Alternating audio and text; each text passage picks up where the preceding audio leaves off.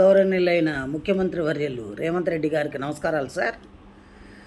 నిన్న అసెంబ్లీలో బాగా చెప్పారు సార్. మీరు ఏమనంటే జీతాలు కూడా నేను అడుక్కొని చేబోదులు తీసుకొని ఇస్తున్నానని. అంత దుస్థితి ఎందుకు పట్టింది? కేసీఆర్ గారు తప్పు చేశారు కాదనట్ల. మరి ఆనాడు అసెంబ్లీ కట్టేటప్పుడు మీరు ఎందుకు అడ్డపడలేకపోయారు? కోర్టు కేసులు ఎందుకు వేయలేకపోయారు? దాన్ని ఎందుకు ఆపలేకపోయారు? ఆపలేదు. సరే, అయిపోయింది. మేము ఎంప్లాయీస్ కట్టే ట్యాక్సీలతోటి మిమ్మల్ని ఉచిత పథకాలు ఎవడు పంచమన్నాడు? ఉచిత పథకాలు ఎందుకు? ఉచిత పథకాలు ఇచ్చి మా జీవితాలు నాశనం చేయమని చెప్పినోడు ఎవడు లేడు కదా. ఎవరు చెప్పారు మీకు? ఉద్యోగస్తులకు బడ్జెట్ ఉంటుంది కదా. మా జీతాలు మాకున్నప్పుడు మాది మీరు ఇంకా అడుక్కునేది ఎందుకు? వేరే దానికి ఎందుకు ఉపయోగిస్తున్నారు? ఫ్రీ బస్సు ఎవరు పెట్టమన్నారు? ఎవడైనా ఈ రోజుల్లో మరీ కూటికి లేని పేదలు నిరుపేదలు ఉంటే ఆధార్ కార్డు చూపెడితే వాళ్ళకి ఇవ్వాలి. అంతేగాని ఒక కూలోడు బయటకు వస్తే 800 రూపాయలు, 1000 రూపాయలు మగవాళ్ళకి, ఆడవాళ్ళకి 800. అలా సంపాదిస్తున్నప్పుడు అది తీసుకెళ్ళి ఎక్కడ పోస్తున్నారు? బ్రాందీ షాపుల్లో పోస్తున్నారు. అదే నువ్వు ఈ ఉచితాలు పెట్టకుండా ఉద్యోగాలు వచ్చే పొజిషన్లో చేసుండి ఇండస్ట్రీస్ తీసుకొచ్చుంటే కంపెనీల్లో ఉద్యోగాలు వచ్చేవి చేసేవాళ్ళు. అసలు ఇవన్నీ ఎందుకండి? 150 మంది మీరు ఎమ్మెల్యేలు ఎమ్మెల్సీలు అందరూ ఉన్నారు కదా, మీ జీతాలు బంద్ చేసేయండి. మీకు జీతాలు ఎందుకు? 10 కార్లు ఎందుకు? మీ సొంత పైసలు పెట్టుకొని వాడుకోండి.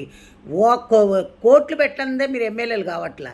అలాంటప్పుడు మీకు అన్ని వసతులు కావాలి, 1వ తారీఖు జీతాలు కావాలి, మీరు ఫండ్స్ కావాలి, మెడికల్ బిల్స్ కావాలి, అన్నీ కావాలి.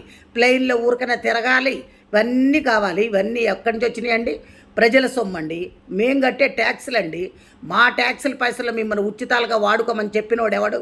ఏ రాజ్యాంగంలో రాసిందో చెప్పండి. మీరు ఇవన్నీ కానీ చేస్తే ఇప్పుడు మేము రిటైర్డ్ అయిన వాళ్ళకి కనీసం పైసలు కూడా ఇచ్చే స్థితిలో లేరు మీరు. అంటే అప్పులు చేశాడు కేసీఆర్. అప్పులు చేసిపోయిన ముఖ్యమంత్రి ఒక ఆయన ఆస్తులు, నీకు దమ్ముంటే ఆయన ఆస్తుల్ని ఎలమేయండి.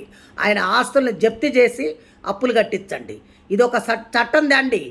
స్టేట్ కానీ సెంట్రల్ కానీ మీ ఇష్టం వచ్చినట్టు వాడుకొని మాకు ఉచితాలు ఇస్తున్నాం, మీకు ఉచితాలు ఇస్తున్నాం అని చెప్తున్నారు. ఉచితాలు ఎవరికి ఇస్తున్నారు? ఉచితాల పేర్లతోటి మీ కార్యకర్తలకి దోసి పెట్టుకుంటున్నారు. అంతేగాని మీరు ఎవరికి ఏం చెయ్యట్లే, న్యాయం జరగట్లే అక్కడ. కాబట్టి దయచేసి మీరు ఇంకోసారి ఈ పిచ్చి సలహాలు ఇవ్వకుండా ఇప్పుడు ఎవరికైతే క్లాస్ 4th ఎంప్లాయీస్ కూడా జీపీఎఫ్ఐ పెట్టుకుంటే బిల్లులు ఇచ్చే స్థితిలో లేకుండా అయిపోయారంటే ఏమనుకుంటున్నారు? ముందు అర్జెంటుగా మా బిల్లులు మాకు పాస్ చేయండి. రిటైర్డ్ అయిన వాళ్ళకి మర్యాదపూర్వకంగా డబ్బులు ఇచ్చి పంపించండి. అది పద్ధతి. అందరు తిరగబడితే మటుకు ఊరుకునేది లేదు సార్. ఇది మంచిగా ఉండదు కూడా నేను చెప్తున్నా. Thank you.